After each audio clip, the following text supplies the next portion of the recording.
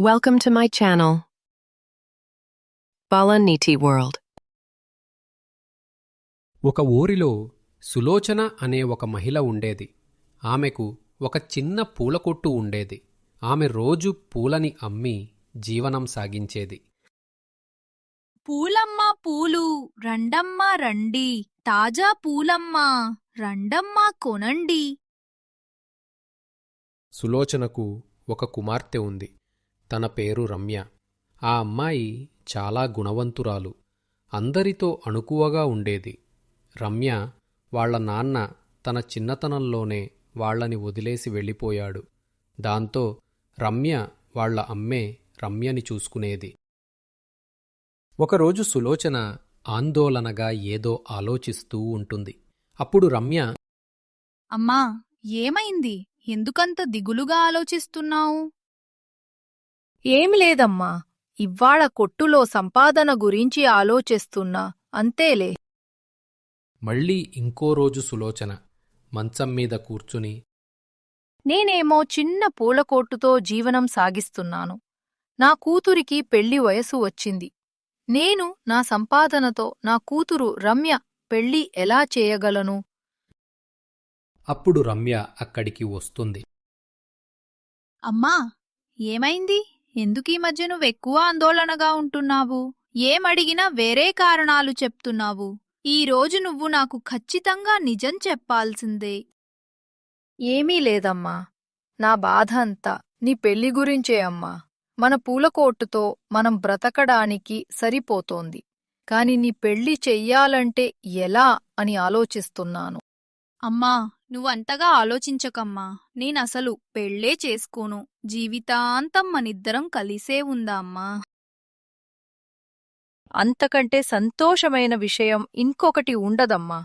కాని ఎల్లప్పుడూ నీకు తోడుగా నేను ఉండలేను కదా తల్లి. నీకంటూ ఒక తోడు నీడ ఉండాలమ్మా. అప్పుడు నేను ఎంతో సంతోషంగా ఉంటాను.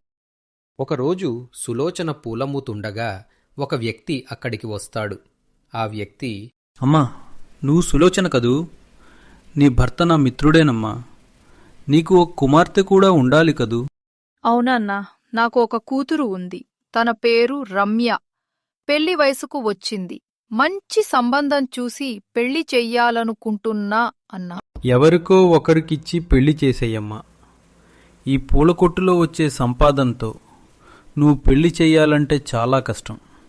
అందుకే ఏదోలాగా ఎవరికో ఒకరికిచ్చి పెళ్లి చేసేస్తే ఒక పనైపోతుంది. నా కూతురు మంచి వ్యక్తిత్వమున్న అమ్మాయి. రూపవతి, గుణవతి. తన మంచి మనస్సుకి ఒక మంచి వరుడు వస్తాడన్న నమ్మకం నాకుంది అని సులోచన ఆ వ్యక్తితో చెప్తుంది. ఒకరోజు రమ్య ఇంటి బయట ఉన్నప్పుడు అటుగా వస్తున్న ఒక మహిళ కళ్ళు తిరిగి పడిపోతుంది.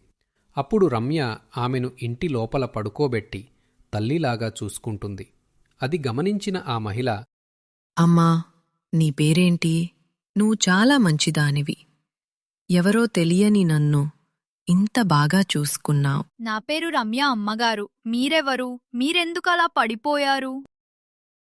ఏం లేదమ్మా, నాకు ముందుగానే ఆరోగ్యం బాగాలేదు. నేను కార్లో వస్తుండగా కార్ ఆగిపోయింది. ఇల్లు పక్కనేలే అని నడుచుకుంటూ వెళ్తుంటే కళ్ళు తిరిగి పడిపోయాను. అప్పుడే రమ్య అమ్మ సులోచన వస్తుంది. అమ్మా రమ్య, ఎవరమ్మా ఈవిడ? ఏమైంది? చూస్తుంటే అలసటగా ఉన్నట్టున్నారు. నా పేరు సుధా. నేను ఇటు వస్తుండగా కళ్ళు తిరిగి పడిపోయాను. మీ అమ్మాయే నన్ను చూసుకుంది అని చెప్పి సుధా తన ఇంటికి వెళ్ళిపోతుంది. తరువాత సుధా తన కుమారుడు రవిని పిలిచి జరిగిందంతా చెప్తుంది.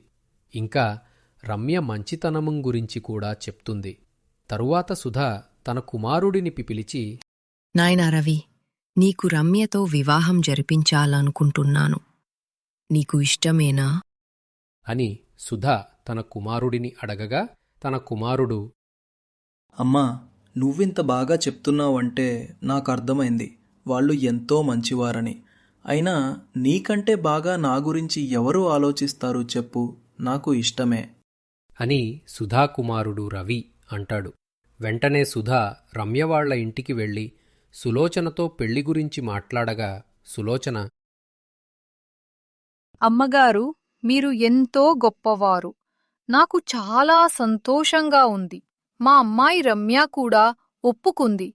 నిజంగా ఇది మా అదృష్టం. ఇది అదృష్టం కాదండి సులోచన గారు, ఇది రమ్య మరియు మీ మంచితనం. అని సుధాగారు అన్నారు.